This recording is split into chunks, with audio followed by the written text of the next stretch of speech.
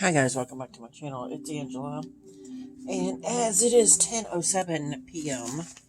on Tuesday, 3/14/2023, I wanted to talk to you guys a little bit about my channel and what I haven't posted anything in a while or in a minute, but and I'm deciding if I want to show you guys something while I'm talking. I will show you the stack. I just bought this not that long ago, but this is the, oh my gosh, what the heck? The Pensipath Tarot, which I think you can still get on her Etsy page or the curated card.com, which is where I got it on Etsy here, but yeah. But, I started this channel literally with a voice in my head saying, start the channel today. And I started the channel with the content that, it was about broken bird syndrome. I can post a link below to my very first video. But I started this channel as a outlet for, my spiritual path, my spiritual growth, my spiritual journey, if you will. Whether that led me to that started me out before I actually started doing the videos to a spiritual path, doing everything past lives, doing everything tarot related, knowing the entire time that I was a medium and not doing anything about it, kind of deal. And the last couple of years, it's just there's been a huge shift in my thinking, my mindset, and this year especially. My card of the year is the Hermit, in 2023. Yet it's almost as if the Hermit is daring me to be a hermit. It's like it's daring me to not be a hermit, to be of the world and in the world and interact, but at the same time not, if that makes sense. So Saturday we had a metaphysical fair here this past weekend. We had a thing called Snake Saturday. I don't know if anybody else has it. I know it's here. I've never heard of it when I grew up in Arkansas, but I live in Kansas City, Missouri. Every year they have a Snake Saturday before the weekend of St. Patty's Day. It's a huge parade, a huge thing. And the metaphysical fair was back, and I'm like, okay. So I went to it. Actually got a reading. It's rare that I get a reading done. It was filled with people. I had actually done a quick meditation to kind of block that out when I went in there, because if I go in there and I don't block that out, a lot of things happen that usually isn't good for me. So I literally was like, guides, shut it down. And so I didn't feel anything when I went in there, but the reading I got was so on point. This is probably the fourth or fifth time ever I've done a reading with somebody. Only the second time I've ever done it with tarot cards. Every single card that I have ever pulled that has ever been my stalker card, or the card that's following me around now, or the Chariot, which is my soul card, kept coming up. No matter which deck she pulled, the same cards were coming up. And when I sat down, every time I've done a reading with somebody, as soon as I sit down or walk in the room, they're like, "Why did you bring all these ghosts with you, these spirits with you?" Because they can sense them, they can feel them, and this was no different. I sat down and she goes, "Why did you bring all these ghosts with you?" And I'm like, "What?" She's like, "You're a medium, right?" And it was an instant. She knew, I knew, the spirits knew, everybody knew. But then she immediately was like, "Maybe you don't know." And I'm like, "I do kind of know, but at the same time, she's like, you're not doing anything with it. And every card she pulled over was reminding me, you're a medium. Why are you doing this? And she did kind of a cleansing on me because she said the same thing that always is said to me. I love that card. It's beautiful. They're fighting, but I love the old world, old style feel of that. Beautiful. It's a beautiful deck. And I always get this every time I go in and do a video or do a reading, is they're like, why did you bring all these spirits with you? Can't you detach from them? And I also always get told that I'm followed around by hundreds, if not thousands, of ghosts at any given time. They cling to me. They're waiting for me to tell their story.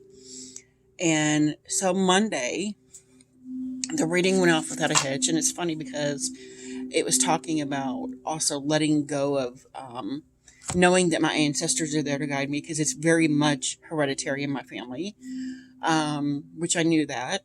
And it was nothing. She didn't tell me anything I didn't already, deep down inside, already know, which is annoying because I paid $25 for a reading to hear something I already knew and had been getting told since I started my spiritual journey 4 years ago. And I'm just not listening because I'm that pig-headed. And so Monday at work, because it seems to only happen at work the best, and I had already in the last few weeks had decided, every time I meditate, every time I feel something coming in, whether I taste it, smell it, feel it, see it, sense it, hear it, I'm going to accept it. I'm not going to just be like, oh, that didn't happen. I'm going to just start accepting things. And the more I've realized, the more I've accepted things, the more things are happening. And it's at more of a pace that I can control. And I can comprehend and understand and take in and understand it. And so Monday, and this is how I set it up, and she did a cleansing to kind of like detach them, because she said there was a few that were like suctioned onto me, almost like a barnacle on a ship, and they were draining my energy because they were so in need of someone to listen to them that they were sucking onto me. And so she did kind of a cleansing at no extra charge. She said, you're going to feel exhausted after this. And I did feel utterly exhausted afterward. I actually came home and took a nap, which never happens. And I promised myself Monday, I'm going to start listening to them. I'm going to start doing videos. I had a profound moment yesterday where it was like, they chose me to tell their story.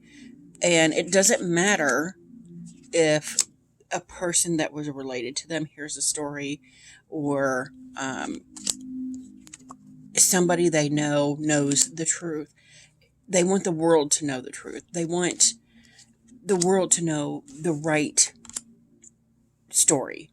And it made me realize this is why, and I've been questioning this forever, why I have,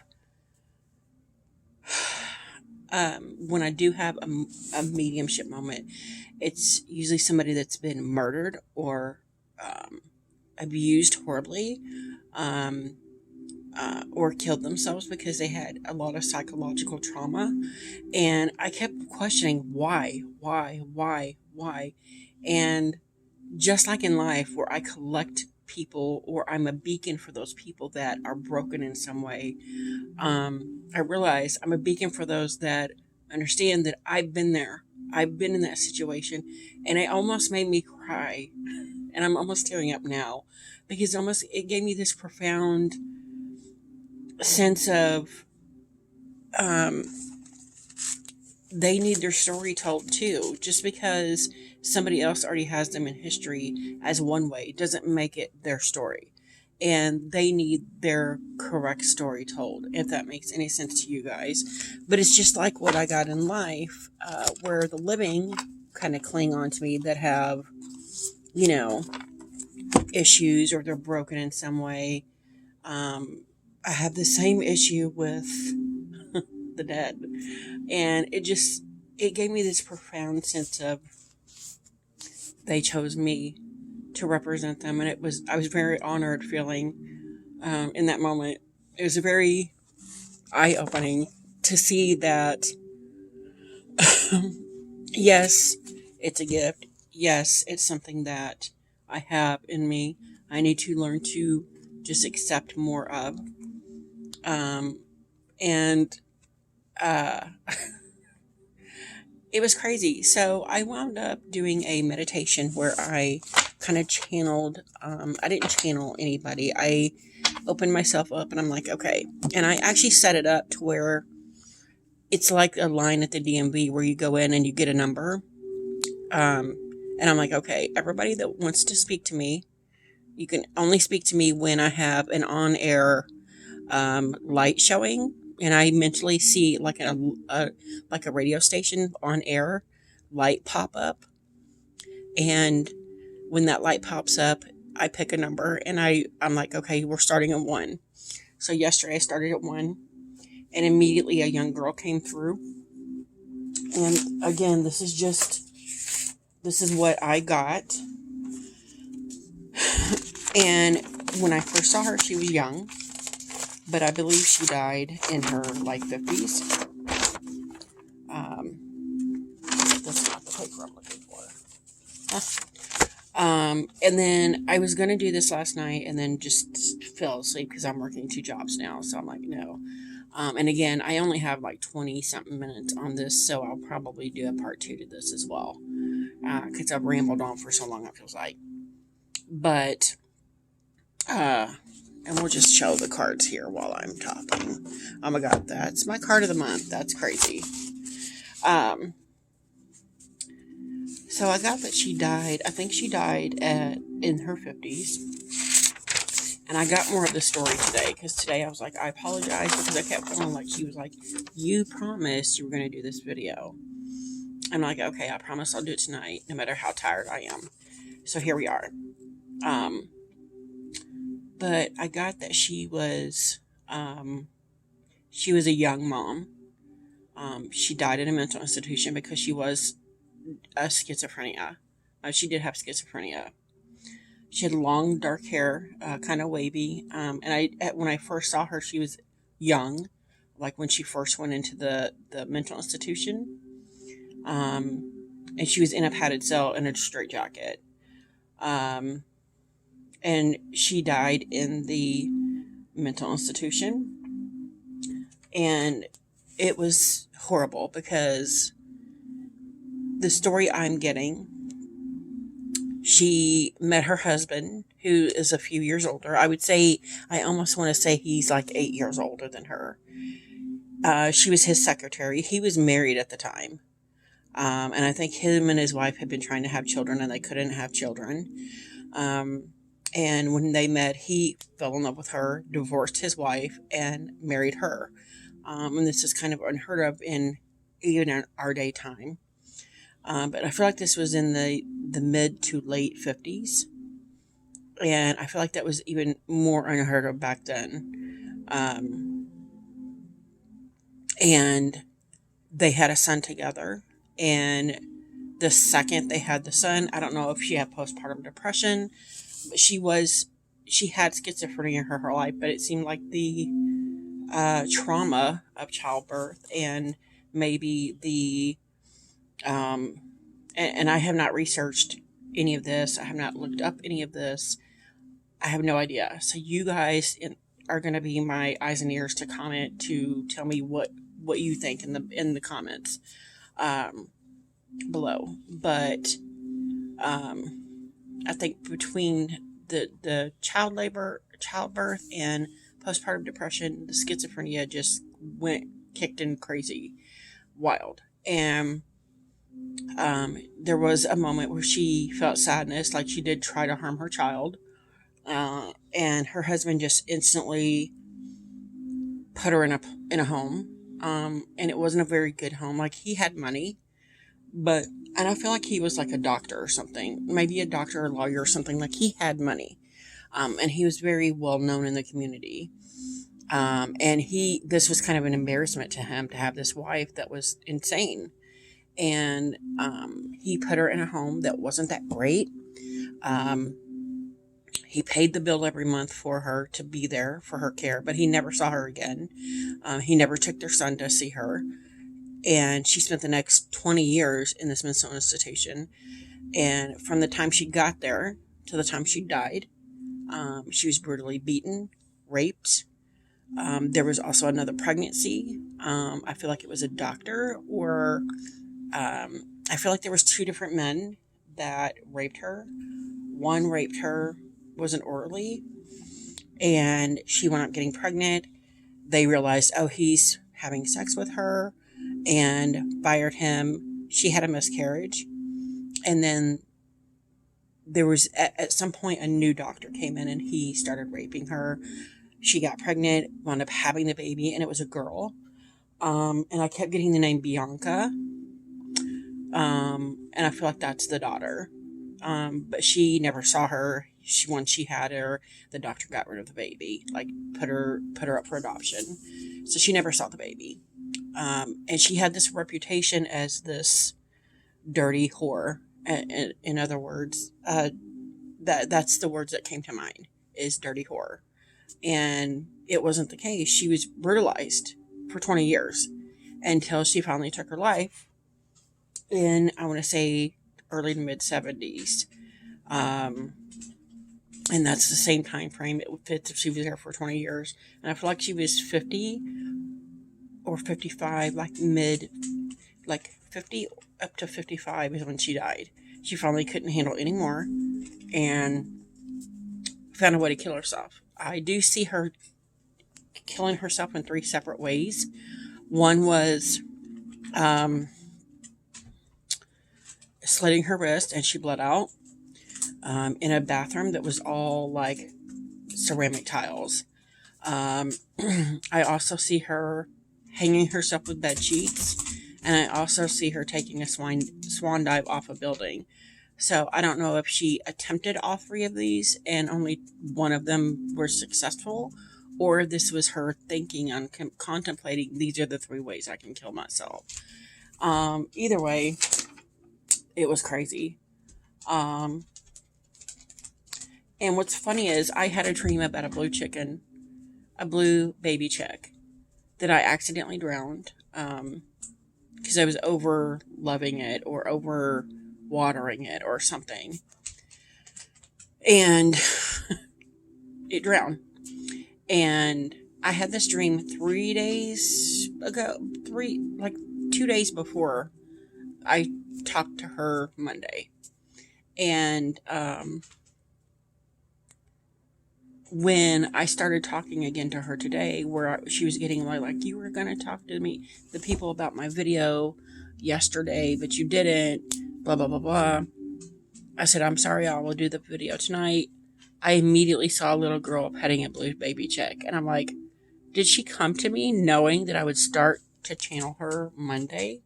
Because I had the dream before that. So that was kind of interesting. And then I didn't realize blue chickens were a thing. They're actually called blue Adirondack or something like that. It's weird. You can Google it. But the baby chicks that are the blue baby chicks was identical to what I saw. And I'm like, that's crazy. So I'm going to have to start paying more attention to my dreams, not thinking that they're symbolic, but they're probably people coming through. And I've had that before, but I think it's coming through more often than I'm realizing at this point.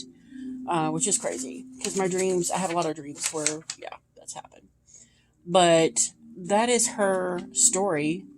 I did get the name Julia repeatedly, so I think that's her name. And it's almost like she was afraid to speak, afraid to talk to me, and I get why. And there was a moment where today I was like, okay, and I was listening to like meditation train music, which for some reason calms me down immensely. We listened, and I said, hey, hop on this train with me. And I actually saw a mental image of the 2 of us on a train, like just a hobo, 2 little hobo girls on a train. And she started opening up and talking to me more. So I found that quite interesting that I had to get on her level. When she first came through Monday, it was very confusing. I had to sift through a lot of crap because she was schizophrenic and she really was a schizophrenic. She was diagnosed that way, and then she was just medicated forever, over medicated because of what was happening to her also. And people were just like, oh, she's just crazy, the crazy, dirty horror because she's schizophrenic. And nobody really investigated what was really happening to her, which was sad. But I am almost out of time here. I was going to do a card pull and all that, but I will do that tomorrow night. So this will be part 1 of part 2 to Julia's story. If you guys have any questions, comments, concerns, don't hesitate to comment below. If you like this video, give me a thumbs up. If you want to see more, please subscribe. Don't forget to hit that notification button so you're alerted to any future videos. And you guys have a good night. Bye.